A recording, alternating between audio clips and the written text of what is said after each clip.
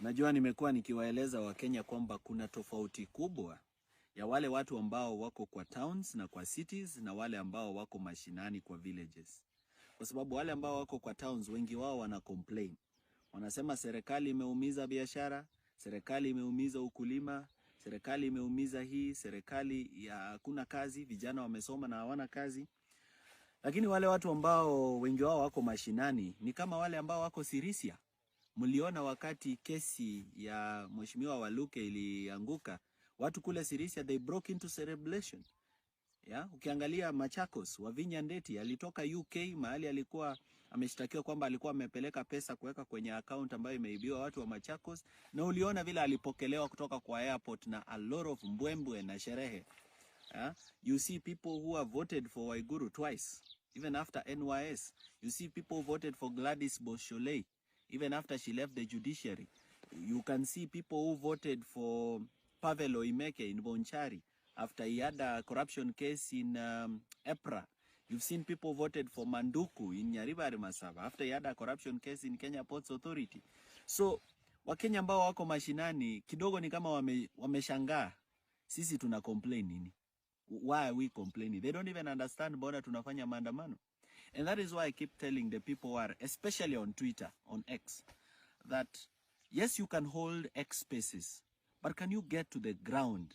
Can you go to mashinani? Can you mobilize, organize, and go to the ground and actually do civic education? Lakini sasa wengi wao ambao wako pale, kazi yao ni kutukejeli sisi ambao tunajaribu kufanya something on the ground. And you know, there is a big difference between holding an X space and doing something on the ground. When you hold an X space, the only thing you need is your phone and internet. When you are in Nairobi, maybe filing cases against the government, the only thing probably you need is your mind, printing papers, and like 3,600 filing fees for your petition or 6,000 for your petition.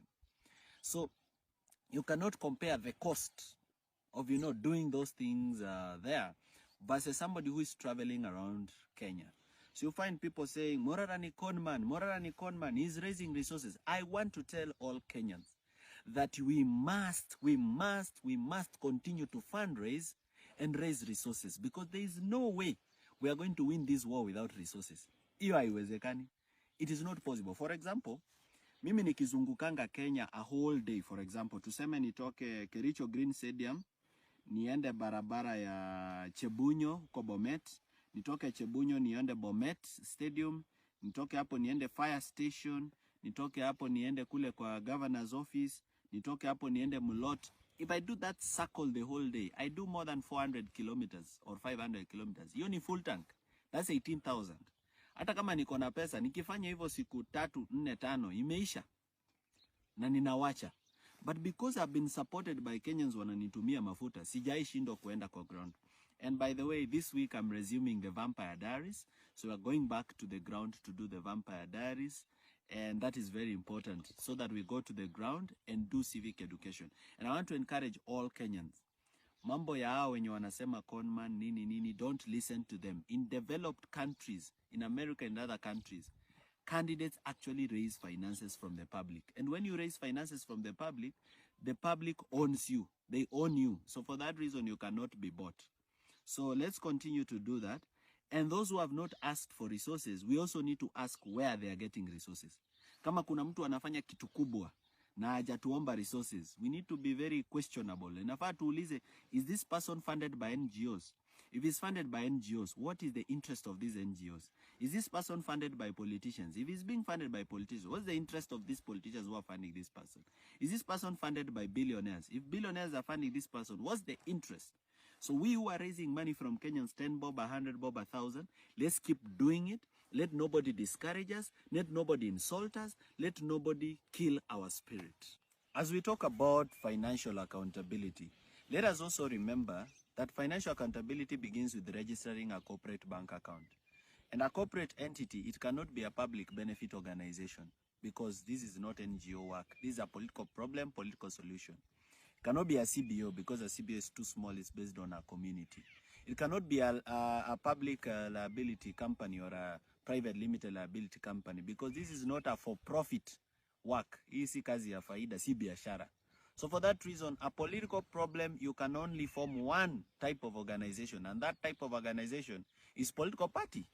Now, some of these people are telling me, usiregister political party, usiregister political party. Ukienda kwa register political parties, there are more than 15 applications from last week and last week part one. More than 15 people have attempted to register political party. So uko online wanasema don't register, but on the ground they are registering. Mimi ni wivu tu. This is what I want to tell those people who are demanding for financial accountability. We are coming together on that issue. Remember, we've been receiving this money on a personal ground, but now we formed a technical team and a financial mobilization technical team. If you want to access the book of accounts, you can always come to the office, because it's now that we are setting up those structures. You can come and have a look at them. But we are getting there, and we are building those structures, and structures take time to build, and they are getting there. But are we going to stop the work to build the structures? No. Let the work continue and the structures to follow. I promise to remain faithful and to remain accountable. Thank you, and God bless you, and enjoy your day. If you're very keen listening to Morara Kibaso's speech there are several things which come out very clearly, and in particular, to start with, let's talk about governance, because it's one of the issues which is very important, and it has always been part of the civic education, which Morara Kibas was roamed around the country fighting for. First of all, when he started this civic education, remember when he used to expose project all over around the country, especially like the project which was stalled in Eldoret before it turned city status. It all was about water, and it was to change the supply of water to Eldoret, but it went several years down the line, it stalled, and in the fifth city in Kenya, still there is a problem of water rationing. Just imagine. So, in matters of civic education, it means that people really need to be clear and understand that Kenya is for all of us, not for few individuals.